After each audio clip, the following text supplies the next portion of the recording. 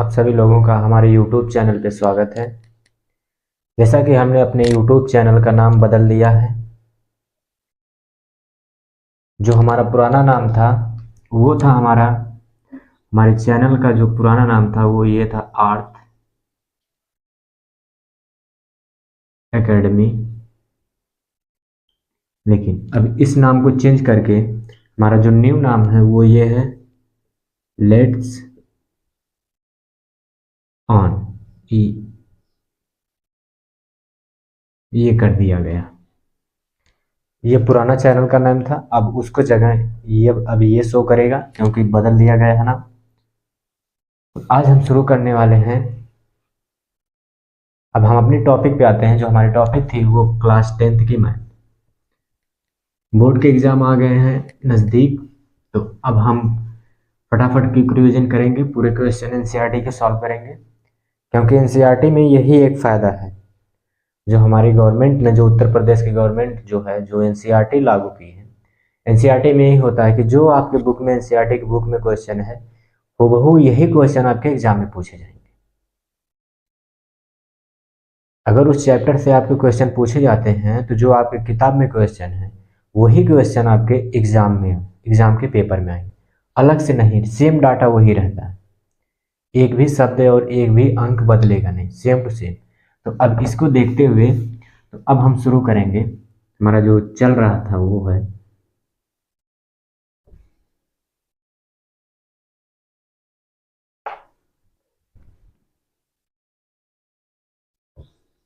Class 10th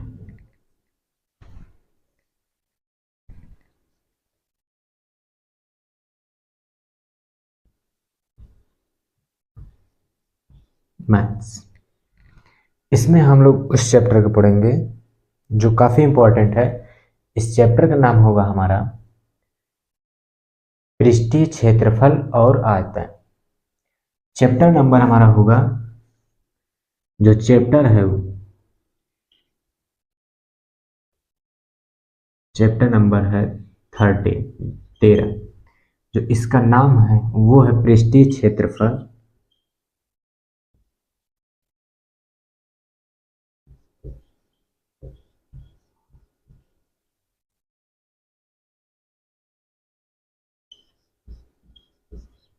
और आयतन। इसी को हम लोग कहते हैं मेंसुरेशन। यही होता है हमारा मेंसुरेशन, क्षेत्रमिति। अब इसी के बारे में हमें पढ़ना है। तो आइए देखिए, इस चैप्टर में हमें पढ़ना किन किन चीज़ों को पढ़ना है। नंबर 1 तो हमें इसमें पढ़ना है पहले घन के बारे में, घन क्या होता है। दूसरा हमें पढ़ना है घनाभ। फिर तीसरे नंबर पे हम पढ़ेंगे बेलन।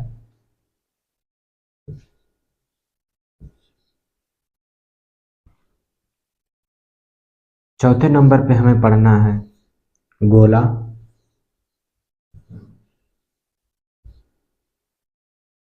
पांचवें नंबर पे हम पढ़ेंगे अर्धगोला।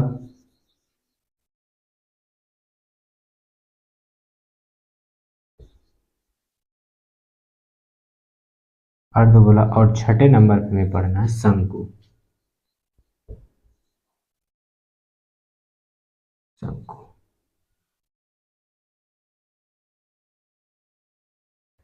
ये देख लीजिएगा, बड़ू हो छोटू, छोटा वो होगा शंकु। यही हमें इन्हीं छह को हमें पढ़ना है।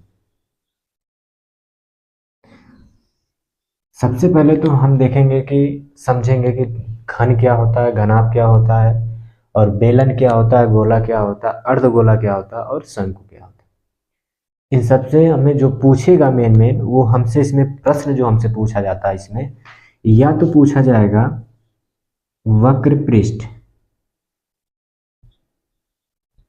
वक्र पृष्ठ, या तो पूछा जाएगा क्षेत्रफल।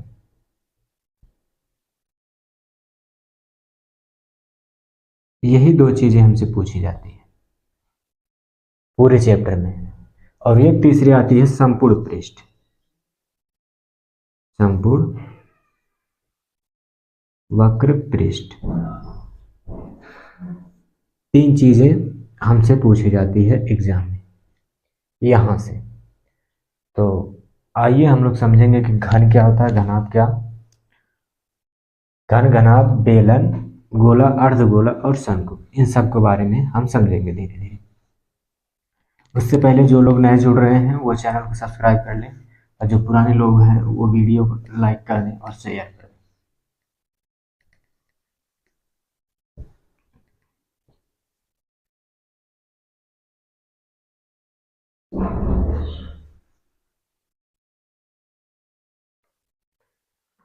देखिए घन,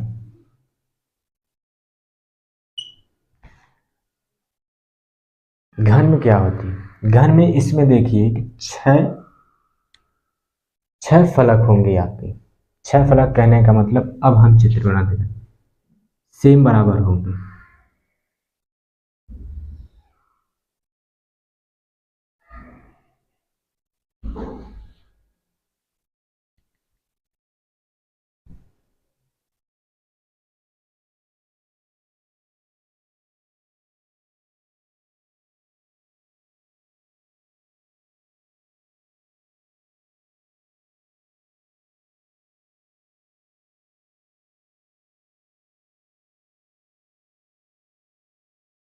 देखिए ये होता है हमारा घन। घन में कितनी भुजाएं होंगी? 6। जो फलक होंगी वो 6 होंगे। फलक कितनी होंगे? 6। देखिए आप गिनिए, एक ये वाली फलक हो गई इस साइड के, एक ऊपर वाली, 2 इसके पीछे नंबरिंग करिए, ये 1, ये ऊपर वाली 2, ये पीछे वाली 3, और ये जो रही ये नीचे वाली 4, और ये जो सामने है वो है 5, और जो ये इस साइड है इस तरफ वो है 6। 6 फलक हो गई। फलक को ही सतह बोलते हैं। अब देखिए इसमें कोने कितने होंगे? कोना आप गिनिए, 1 कोना, 2, 3, 4, 5, 6, 7 और 8। अब कोनों की संख्या इसमें कितनी होगी? कोने वो होंगे 8। अब इसमें देखिएगा शीर्ष क्या होंगे?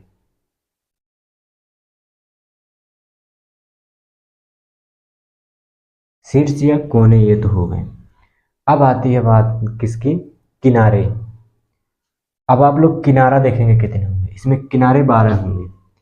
एक किनारा, दूसरा किनारा, तीसरा किनारा, चौथा, नंबरिंग करिए, 1, 2, ये 3, और ये किनारा 4, ये वाला किनारा 5, ये किनारा 6, ये किनारा 7, ये किनारा 8, और ये किनारा 9, ये किनारा 10, ये किनारा 11, अब जो ये वाला बचा 12। तो किनारे इसमें कितने होंगे? किनारों की संख्या होगी 12। इतने तो होते हैं। तो घन वह चीज होती है, और हाँ इसमें सभी भुजाएं आपस में बराबर होंगी।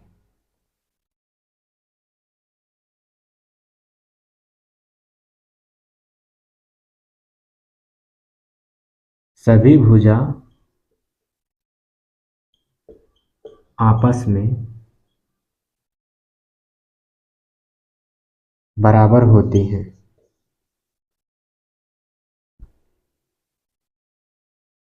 एवं प्रत्येक कोण 90 अंश का होगा। एवं प्रत्येक कोण 90 डिग्री का होता है।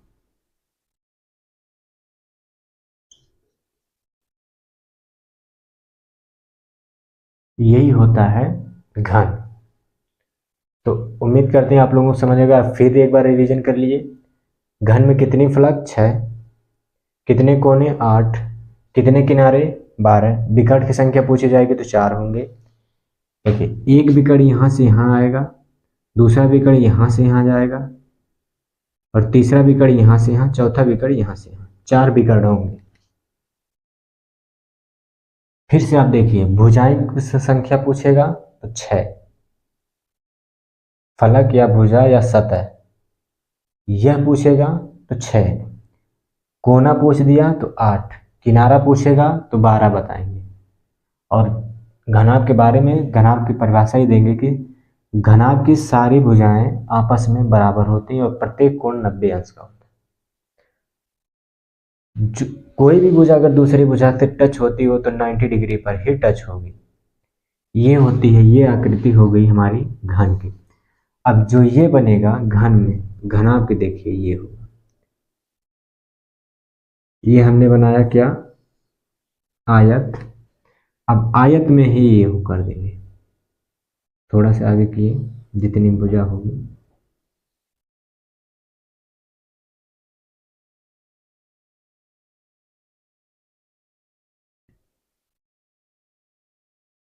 ये जितनी भी आकृतियां बनेंगी सब एक बॉक्स टाइप में बनेंगी। ये होता है हमारा घनाभ। ये क्या था, घन। ये क्या है, घनाभ। अब ये देखिए, जैसे आप लोग देखे होंगे जिसमें कभी कभी ट्रक जो जिसमें पेट्रोल या डीजल आते हैं उसकी टैंक देखिए, नहीं तो आपके घर में जो ये चलता है सिलेंडर, गैस वाला सिलेंडर, उसको देखिए, या फिर आपके घर में एक बर्तन होगा भगोना, कुछ इस टाइप का बना होता है, ऐसे करके ये आकृति बनती है भगोने की। या फिर जब वो टैंक देखेंगे आप डीजल पेट्रोल वाली, तो वो टैंक कुछ ऐसी बनी होती है, ट्रक के पीछे जो लदी होती है,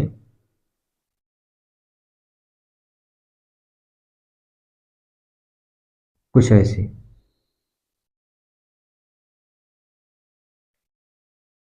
अब देखने में दोनों आकृतियां यहाँ से भिन्न निकलेंगी। ये होता है हमारा बेलन, सिलेंडर। ये भी सिलेंडर है लेकिन यहीं से यहीं तक है सिलेंडर। अभी यहाँ से यहाँ तक दूसरी आकृति बन जाती है, तो इसको हम बोलते हैं, इन दोनों को बेलन।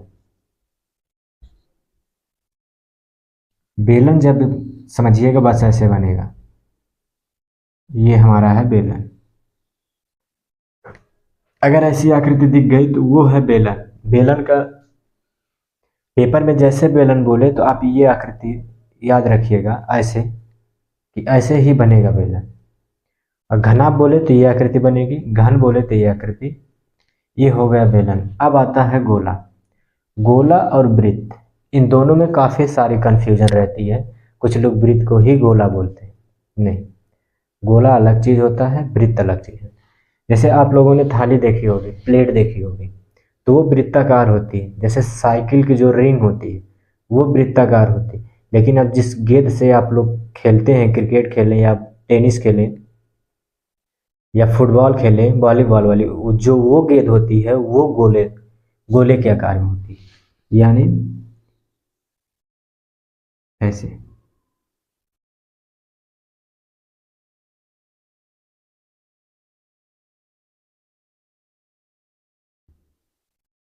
इस आकृति में बनी रहेगी तो ये गोला होगा। अब ये है गोला, गोला में, और ये जब केवल ऐसी रहेगी,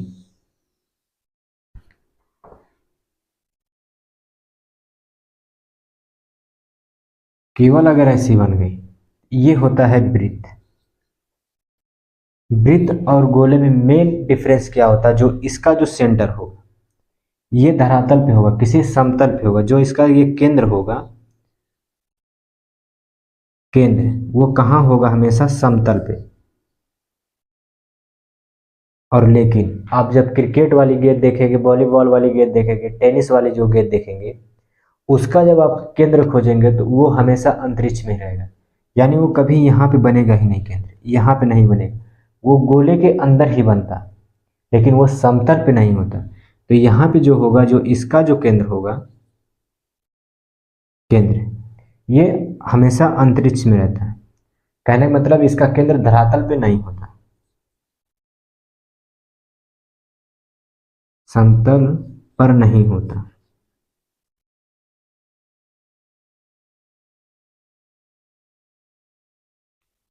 ये होता है। गोला और वृत्त में यही अंतर होता है।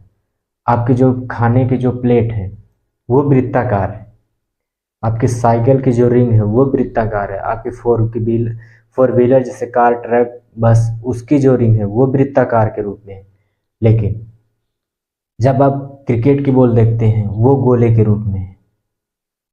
नारियल वो भी गोले के रूप में आएगा अगर वो गोल होगा शेप में। तो वॉलीबॉल की गेंद वो भी गोल है, फुटबॉल की गेंद गोल है। ये सब गोले के उदाहरण है।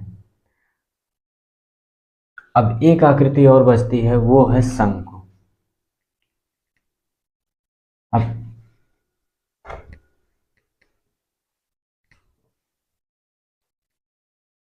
देखिए अर्धगोला एक होगा, ये हो गया।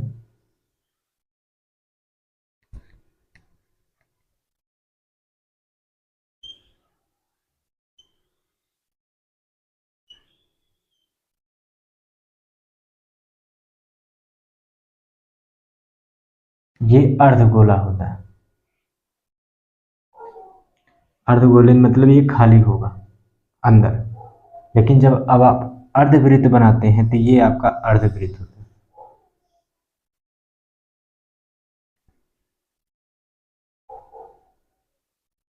ये आपका अर्धवृत्त होता है, ये अर्धगोला है।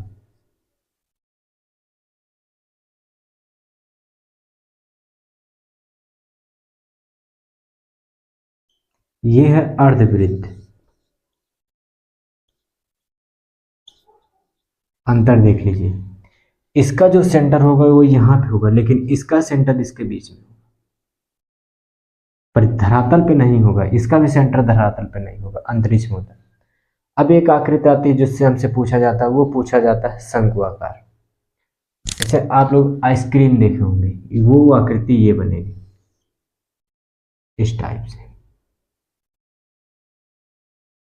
अगर ऐसी कोई आकृति है तो ये है हमारी शंकु। ऐसी आकृति हमारी शंकु कहलाती है।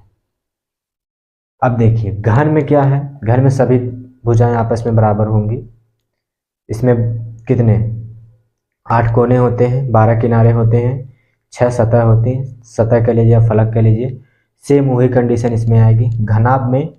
लेकिन इसकी सभी भुजाएं आपस में नहीं बराबर होंगी, आमने सामने की भुजाएं बराबर होती हैं। कहने का मतलब अगर घन को एक हम हटा दें तो ये सारा गुण किसका प्रदर्शित करता है, वर्ग का। और ये लगभग लगभग सारा गुण प्रदर्शित करता है आयत का। केवल इसमें ऊंचाई होती है, इसमें ऊंचाई आ जाती है। उसमें लंबाई चौड़ाई होती है, इसमें लंबाई चौड़ाई होगी, लेकिन इसमें ऊंचाई शामिल कर ली जाती है। इसलिए बस उसी का ऊंचाई ऐसे शामिल कर देंगे।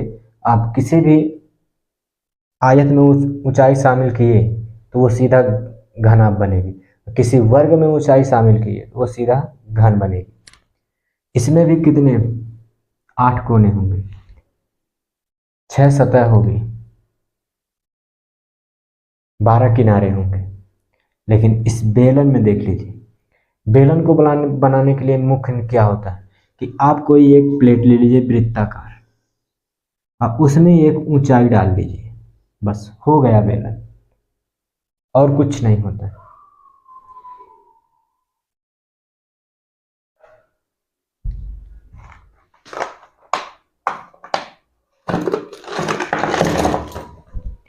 जैसे ये देखिए, ये डब्बा, अगर हम इस पे देखें, ये इसका ये चीज, तो ये हमारा वृत्ताकार है। इधर से देखिए, ये हमारा वृत्ताकार है। अब इसके वृत्त के ऊपर हमने ये ऊंचाई रखी है, ये हमारी ऊंचाई हो गई। हमने ये हम वृत्त था हमारा, वृत्त के ऊपर अगर हम ऊंचाई जैसे क्रिएट की, वो हमारा किसका सिलेंडर का रूप ले लेगी, बेलनाकार। ये जो ऐसे जो डिब्बे दिखते हैं वो बेलनाकार होते हैं। और जो किसी मोबाइल का जो बॉक्स होता है वो हमेशा किस आकृति का तो होता है, घनाभ की आकृति। जो मोबाइल के बॉक्स हो गए, लैपटॉप के बॉक्स हो गए, जितने भी बॉक्स आते हैं लगभग, फ्रिज के बॉक्स हो गए, एसी के बॉक्स हो गए, ये सब घनाभ में आते हैं, सब घनाभकार की आकृतियां। अब कुछ आप दवा के जो बॉक्स देखते हैं जिसमें सारी आपस में बराबर रहती है, वो घन की आकृतियां खाती है। अब आपने सिलेंडर देख लिया, गोला का भी एग्जाम्पल देख लिया, बेलन के एग्जाम्पल देख लिए, घनाभ के एग्जाम्पल देख लिए, घन के देख लिए। अब बचती है शंकु में। शंकुआकार में वो आइसक्रीम आती है, जैसे गुंबद हो गया। कोई मंदिर या मस्जिद है, जब अब ऊपर का जब ये चीज़ देखते हैं, जब हमें ये बनाना होता, मंदिर तो बन गया, अब ये बनाना होता तो यही शंकुआकार की आकृति लेती है। ऐसे नीचे गोला अंदर से दिखेगा, ये ऊपर जाके नुकीला हो जाता तीर के लिए। तो ये वाली जो आकृति बनती मंदिर या मस्जिद के ऊपर, वही होता हमारा शंकुआकार आकृति। आइसक्रीम कभी कभी आते हैं बेचने वाले, तो ऐसे कुछ बनी होती।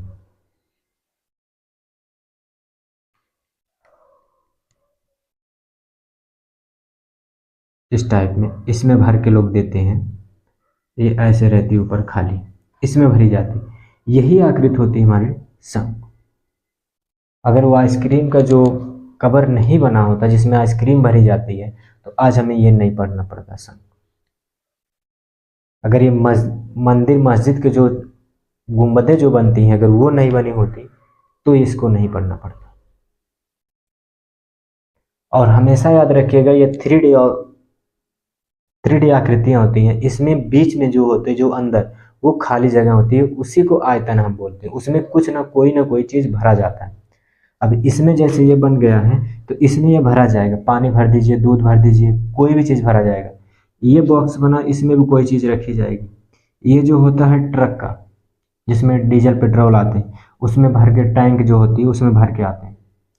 अब ये गेंद होती है, तो गेंद हमें पढ़ना पड़ता। गोला, गेंदे, जितने भी गेंदे आएंगे वो सब गोला के उदाहरण है। अर्धगोले, अब इसकी क्या जरूरत है, ये तो मान लीजिए समझ में आता है कि ये गोला हो गया। चलिए, गेंद जो खेली जाती है, जितने भी गेंद हैं, उसको पढ़ने के लिए हमें गोला पढ़ना पड़ता है। लेकिन अब बात आती है कि अर्धगोला हमें क्यों पढ़ना पड़ता है। तो इसको देखने के लिए आपके घर में जो कटोरी होती है, वही है अर्धगोला।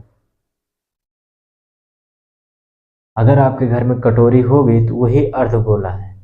अब उस कटोरी में आप क्या रखते हैं, कितनी मात्रा रखी जाएगी उसके अंदर, उसको निकालने के लिए हमें इस अर्धगोले को पढ़ना पड़ता है। अर्धगोले को समझना है तो उसका उदाहरण आपके घर में कटोरी, चाहे प्लास्टिक की फाइबर वाली कटोरी हो, चाहे स्टील वाली कटोरी हो, जो भी हो कटोरी, वो पढ़ना पड़ता है। वही हमारा अर्धगोला। शंकु, शंकु को ऐसे ऐसे समझ लीजिए, जो आइसक्रीम वाला होती है वो, या फिर किसी मंदिर या मस्जिद के ऊपर का जो गुंबद होता है, जो नुकीला वाला भाग बनाया जाता है, वो चीज़ होता है, वैसी आकृति होगी। शंकु जैसे बोले तो उसको समझिएगा। बेलन जैसे बोले तो आप समझ लीजिएगा, बस हमारे घर का जो सिलेंडर है वही है बेलन। या फिर कोई बोतल है जिसमें हम पानी पीते हैं, वो, हाँ, पानी पीने वाला बोतल, जहाँ से वो मुड़ा होता है, जब तक वो मुड़ा नहीं, वो सिलेंडर के रूप में, जैसे मुड़ के ऊपर जाता है नुकीला, फिर वो शंकुआकार आकृति धारण करता है। उसमें दो चीज होती है।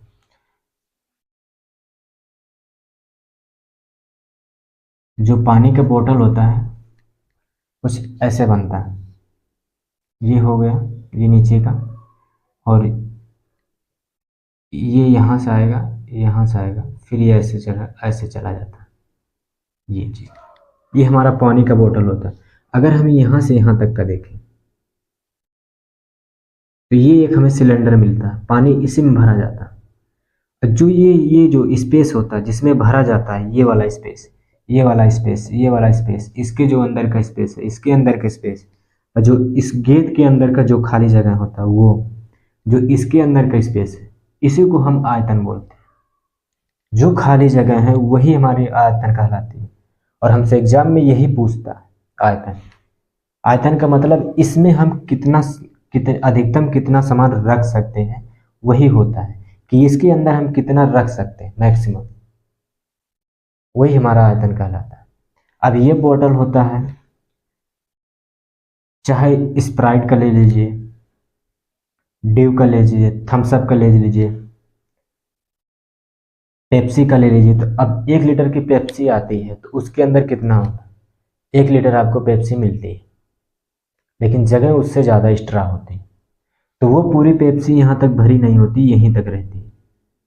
यहीं तक रहती है, तो इतनी दूर की जो मात्रा है, जो उसका स्पेस है, वो कितने आयतन खो गए, कितने लीटर आयतन खो जाएगा, 1 लीटर आयतन। अगर 1 लीटर की है तो 1 लीटर खोगा, आधा लीटर खोगे तो आधा लीटर।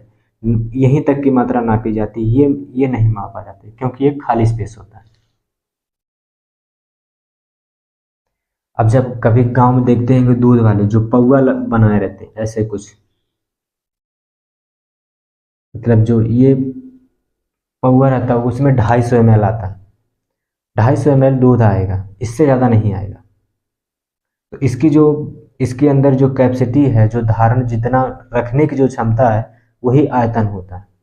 कि इसके अंदर आप 250 ml ही दूध रख सकते हैं, इससे ज़्यादा रखेंगे तो बहने लगेगा, इससे ज़्यादा वो रख नहीं पाएगा। तो ये चीज़ जो खाली स्पेस होता है वही उसका आयतन कहलाता है उस चीज़ का। तो और ये जो किनारे किनारे होती हैं ये सतह कहलाती है। ये सब सारे किनारे किनारे मिला लेंगे तो ये सतह कहलाएंगे, इसके सारे किनारे किनारे मिला लेंगे तो ये सतह कहलाएंगे। देखिए अब इसको, जैसे ये है, ये इसकी जो सतह चल रही है, ये यही इसका सतह कहलाएगी। वक्र पृष्ठ, वक्र पृष्ठ क्षेत्रफल। अब जो ये नीचे का जो इसका क्षेत्रफल है, ये आधार का क्षेत्रफल है, ये जो क्षेत्रफल होगा वही वृत्त का क्षेत्रफल होगा। एक जब हमसे संपूर्ण क्षेत्रफल पूछता है तो हम इसको भी निकालते हैं बेलन में, ये तो क्षेत्रफल हम निकालेंगे जो ये वाला, प्लस इसका क्षेत्रफल निकालते हैं, अब प्लस इसका, ये एक क्षेत्रफल हुआ, ये दूसरा क्षेत्रफल, ये तीसरा क्षेत्र, इनको जोड़ दिया जाता है, जो ये होगा वही ये होगा। ये जो क्षेत्रफल होगा, इसका जो क्षेत्रफल होगा वही इस साइड का क्षेत्रफल, क्योंकि ये दोनों आपस में बराबर। अब इसका क्षेत्रफल हमें निकालना पड़ता। तो इन अगर तीनों को जोड़ दिया जाएगा तो संपूर्ण क्षेत्रफल हो जाएगा। जब आपसे पूछे बेलन का आधार का क्षेत्रफल बताइए, तब आपको ये नीचे का निकालना पड़ता है, ये वाला। तो आप देखेंगे ये आकृति हमें सिर्फ किसकी, एक वृत्त के, वृत्ताकार दिखाई दे रही है, एक ये वृत्ताकार दिखाई दे रही है। तो अब यहाँ से वृत्त का क्षेत्रफल निकालते हैं। अब समझ में आया होगा आपको कि इसमें करना क्या है, कि अगर हम वृत्त के क्षेत्रफल में ऊंचाई से गुणा कर दिए, तो वृत्त के क्षेत्रफल में अगर हमने ऊंचाई से गुणा किया तो इस बोतल के अंदर जो जितने कितने आप सामान्य रख सकेंगे उसका आयतन आ जाएगा, कि इतने लीटर ही पानी इसमें आएगा।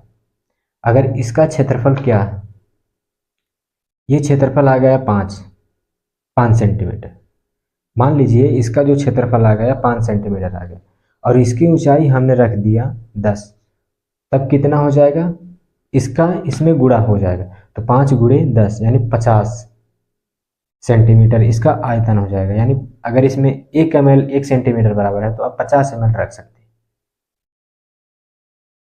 1 सेंटीमीटर अगर आप 1 सेंटीमीटर में अगर 1 ml पानी आ रहा है, तो अब इसका जो आयतन आया है वो 50 सेंटीमीटर आया है, तो यानी आप 50 ml रख सकते हैं। ऐसे अगर 50 ml के बाद जैसे रखेंगे वैसे इसमें से ये बहने लगेगा ऊपर से, ऐसे समझा जाता है इसका आयतन। तो अब आइए हम ये सब सारे के सूत्र समझते हैं, सूत्र क्या क्या होते हैं।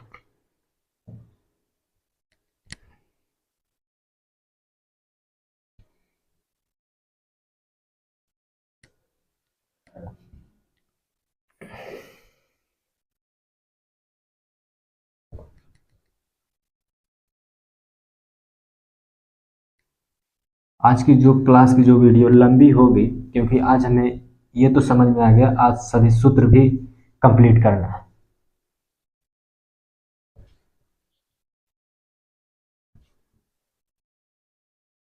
तो इसलिए लंबी जाएगी वीडियो, तो उसको निश्चिंत रहिएगा, एक ही बार है, आप समझ लेंगे तो सही रहेगा। देखिए सबसे पहले हम घन का लिखेंगे। घन, घन की जो आकृति हम बनाएंगे, सबसे पहले आप वर्ग बनाइए, चारों भुजा एक बराबर।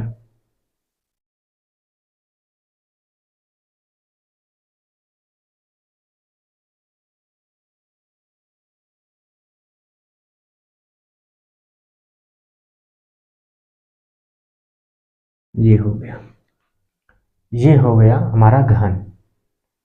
ये बॉक्स है, इसके अंदर हम कुछ रख सकते हैं। तो अब इसमें देखिए हमसे क्या पूछेगा, घन का क्षेत्रफल,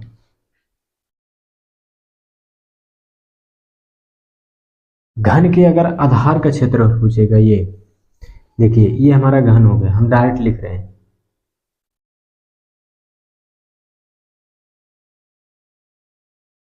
आधार का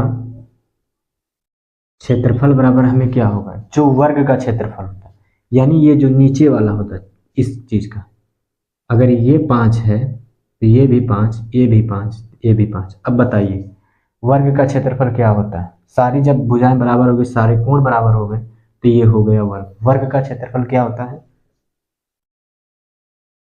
भुजा का स्क्वायर, यानी ए अगर भुजा है तो ए का स्क्वायर। ठीक, आधार का क्षेत्रफल यही होता है पृष्ठ क्षेत्रफल। एक पृष्ठ का पूछेगा तो ये होगा। अब यहां से आधार कह लीजिए या पृष्ठ कह लीजिए, लेकिन जब संपूर्ण पृष्ठ बोल देगा इसमें कितनी सतह होंगी, हमने ये एक सतह निकाला था यहां से यहां तक का, तो आपको पता है कि घन में कितनी सतहें होती है, 6। तो अब हमसे दूसरा पूछेगा क्या, संपूर्ण।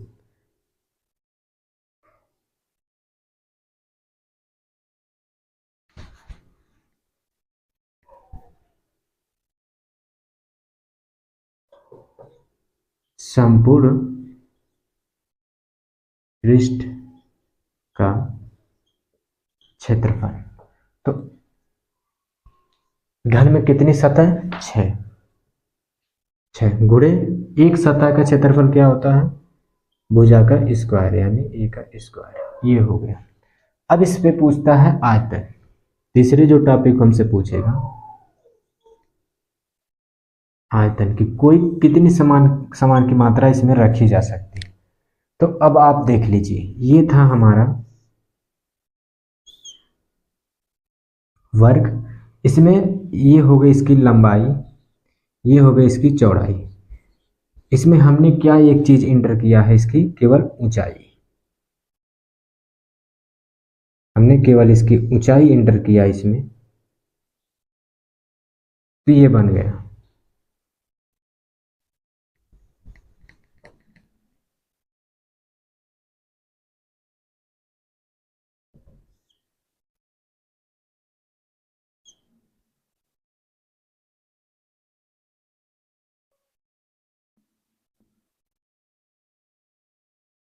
हमने इसको इंटर किया ऊंचाई।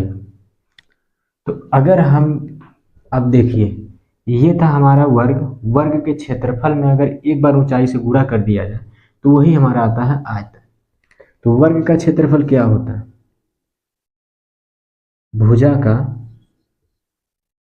स्क्वायर, अब गुणे एक बार फिर भुजा से गुणा करिए तो भुजा, तो कहने का मतलब ये बन जाएगा भुजा का क्यूब, यानी ए का क्यूब। ए का क्यूब निकाल देंगे तो इसका आयतन निकल जाएगा। इसमें जो विकर्ण पूछता है, चौथा पूछ लेगा कि विकर्ण बताइए। आपसे ये पूछेगा कि एक घनाकार आकृति है जिसकी भुजा 5 सेंटीमीटर है, उसमें अधिकतम अगर लोहे की छड़ कोई रखी जाती है, अधिकतम एक घनाकार आकृति है जिसकी भुजा है 5 सेंटीमीटर, उसमें कितनी अधिकतम लंबाई की लोहे की छड़ एक रखी जा सकती है, तो उसका वो विकर्णवत ही रखी जाएगी, वही सबसे लंबी होगी। तो इसका विकर्ण क्या होता है, जैसे वर्ग का हम विकर्ण निकालते थे, वर्ग का हमारा विकर्ण था a गुणे अंडर रूट 3, 2, क्योंकि उसमें 2 थी, लंबाई गुणे चौड़ाई थी, इसमें लंबाई गुणे ऊंचाई गुणे चौड़ाई, लंबाई गुणे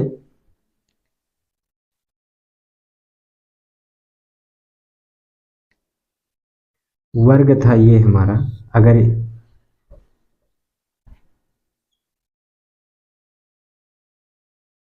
ये ए था तो हमारा ये क्या आता था, a अंडर रूट 2। अब इसमें एक चीज और जुड़ गई है तो ये एक चीज और जुड़ेगी, तो अब यहाँ 2 भुजा थी, 1 2, अब यहाँ पे 3 भुजा होंगी, तो 3 फेस वाइज, तो यहाँ पे अब 3 आएगा, ये भुजा हो गई √3, ये होता हमारा विकर्ण। अब हम देखेंगे घनाक, इतना नोट कर लीजिए आप लोग। ये 4 चीज याद रहनी चाहिए, तभी आप इसको आगे लगा सकते हैं। सूत्र इसके जितने भी होंगे सारे इंपॉर्टेंट होंगे, याद रहेंगे तभी आप इसको लगा पाएंगे, वरना नहीं। आप लोग वीडियो रोक के पॉज करके नोट कर लीजिएगा।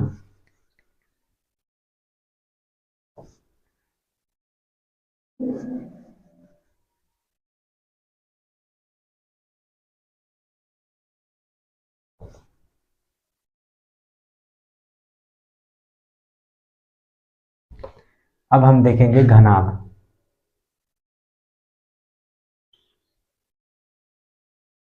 घनाभ की आकृति आप लोग देख ही लिए हैं, ये है।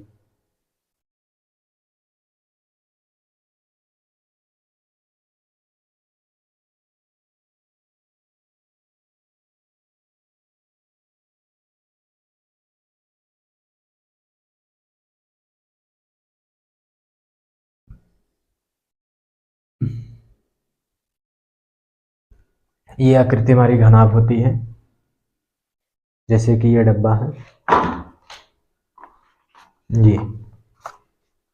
ये जो आपको दिख रहा है, देखिए ये इसकी चौड़ाई हो गई, ये इसकी लंबाई, ऐसे में देखिए आप, ये देख रहे हैं, ये इसकी चौड़ाई, ये इसकी लंबाई, लेकिन जो ये आती है ये ऊंचाई आती है। तो अब ये ऐसे है, ये इतना ऊंचा, ये इतना लंबा, और ये इतना चौड़ा इसका, इधर वाली, ये होती है घनाभ, ऐसी आकृति। तो इसमें देखेंगे इसके आधार का जो क्षेत्रफल होगा,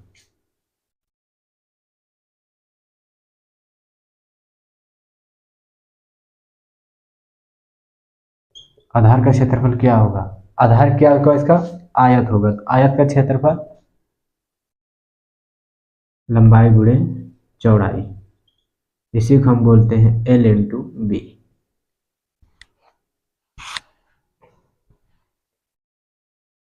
अब इसका आधार का क्षेत्रफल कर लीजिए, चाहे पृष्ठ का क्षेत्रफल, यही होगा। अब इसका संपूर्ण क्षेत्रफल, संपूर्ण पृष्ठ का क्षेत्रफल,